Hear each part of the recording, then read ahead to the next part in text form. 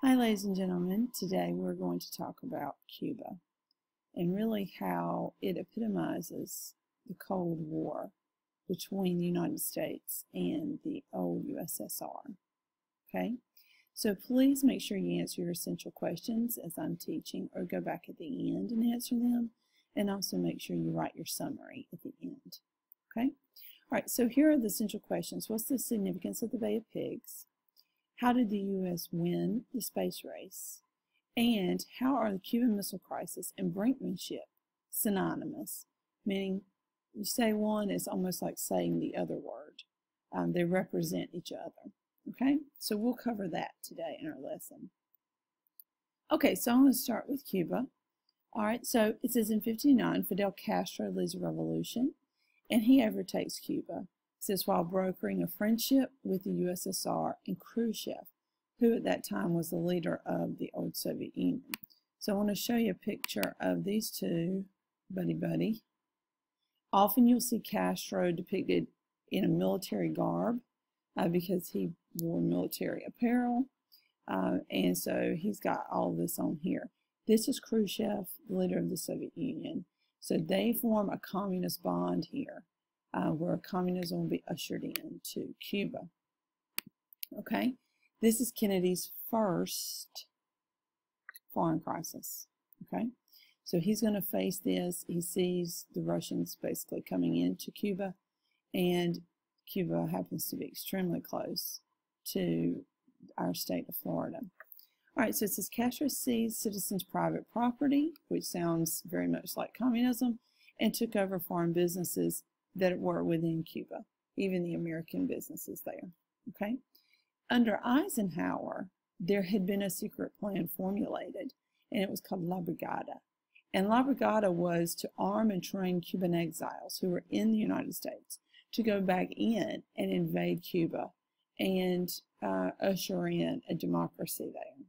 Kind of like a coup, but it really didn't sound very good that we're going to basically fund and train and equip some people to go and take over Cuba. All right, so it says Kennedy adopts Eisenhower's idea, and on April 17, 1961, some 1,400 armed Cuban exiles from the United States go in and land at the Bay of Pigs, which is on the south coast of Cuba. It was a total disaster. They're taken captive. The information here says the boats run aground on reefs. Kennedy was going to provide air support, American air support, to help them once they got in. He cancels that when they can hardly even get into Cuba, and leaves the exiles there. So they're exposed.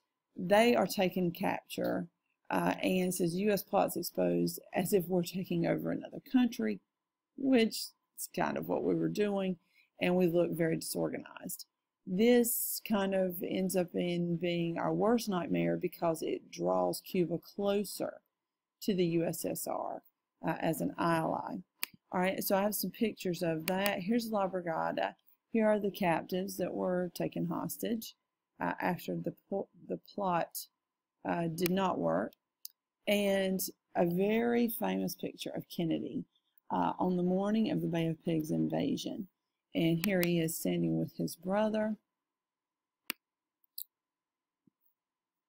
Okay, Robert Kennedy, and very, very concerning look on his face here. Interesting photograph. This leads into the Oval Office, and they're standing out at the back portico discussing the situation. They don't look very happy.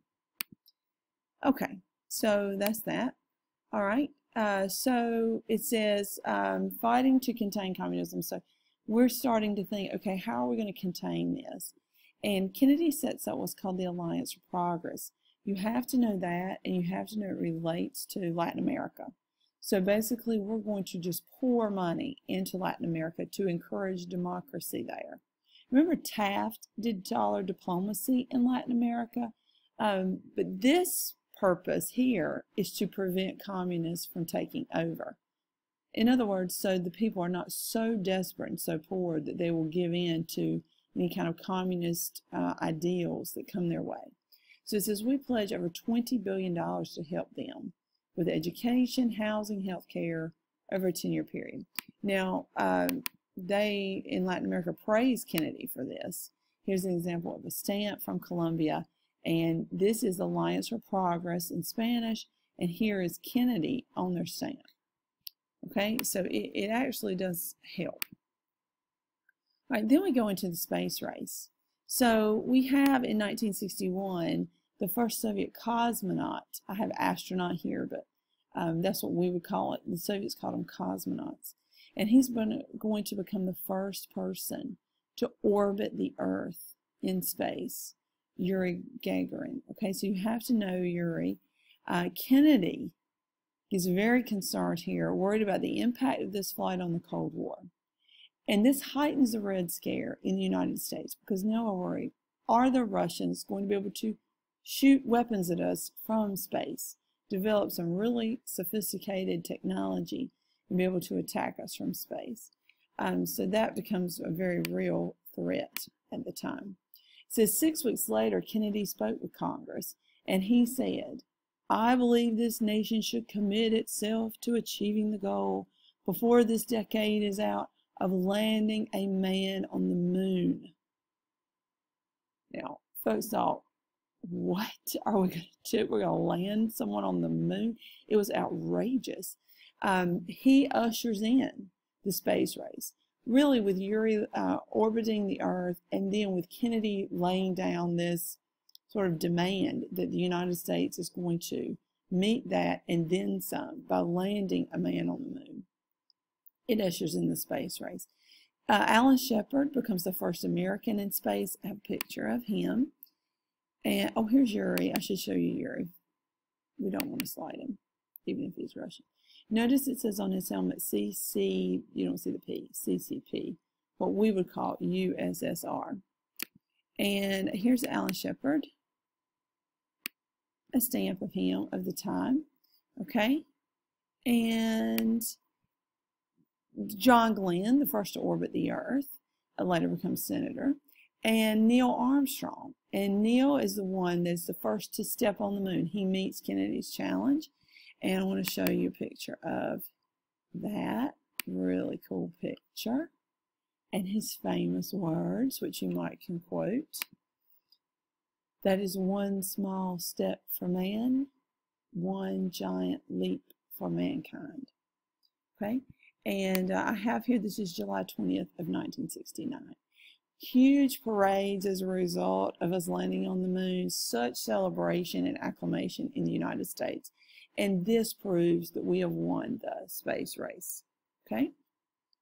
All right, Berlin, June of 61. We're going to go back to Berlin. We have discussed it definitely over probably 2 lessons.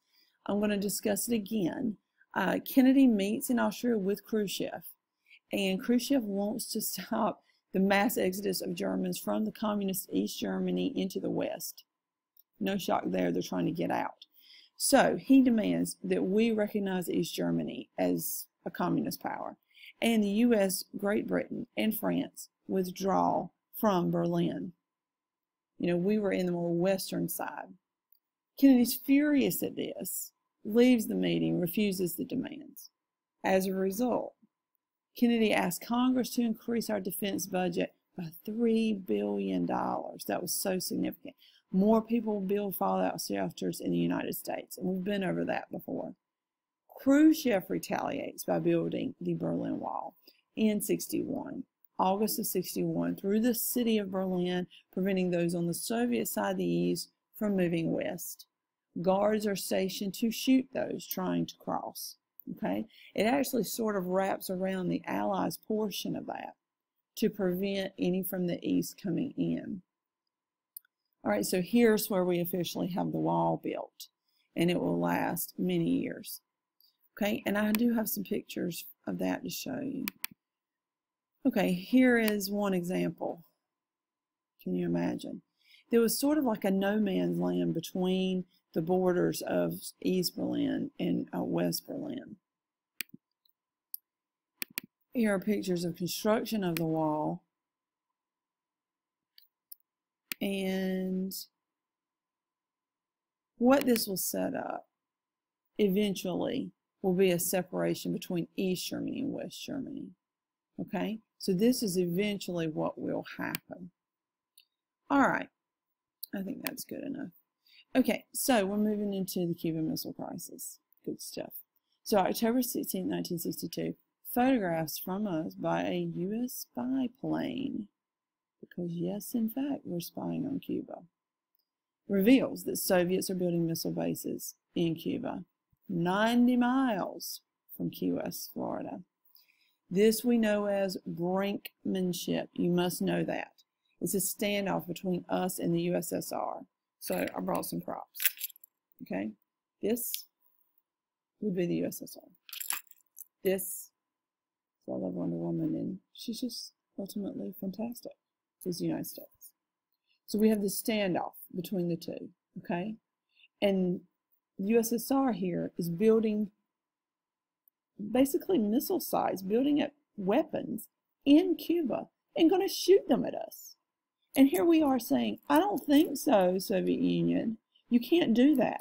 And Kennedy says, I'm going to quarantine. I'm going to put boats out in the ocean to prevent any more Soviets from coming into Cuba and putting weapons out there.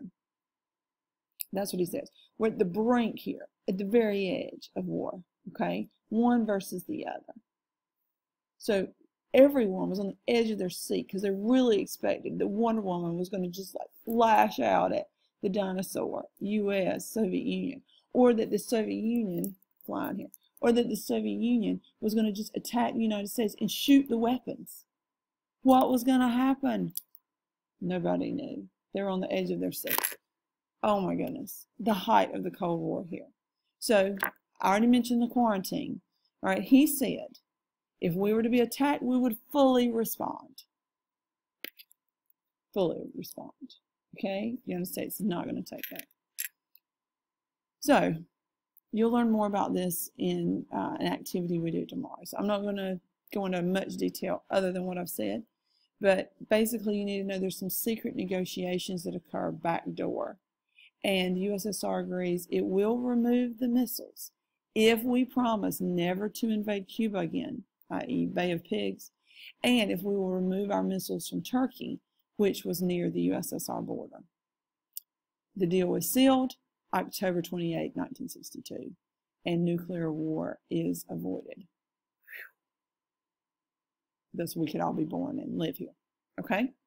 All right, so the effects of this, of the Cuban Missile Crisis, and really everything going on in Cuba.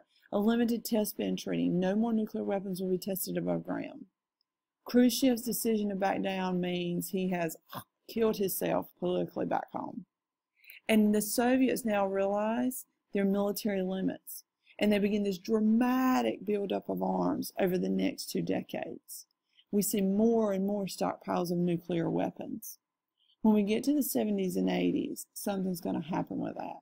But you need to know this is where it starts with the Soviets really building up their nuclear base. And in response, so do we, the Americans. Okay? All right, so remember, in the end, brinkmanship, but the two back down. Okay? Now, make sure you know your essential questions. What happened that caused the transition? I'm sorry, I'm doing warm-up. What was the significance of the Bay of Pigs? How did the U.S. win the space race? What occurred that we won? And how are Cuban Missile Crisis and brinkmanship really synonymous? Similar words. How are they related? Okay? And also write your summary. All right? Thanks, guys. See you in class tomorrow.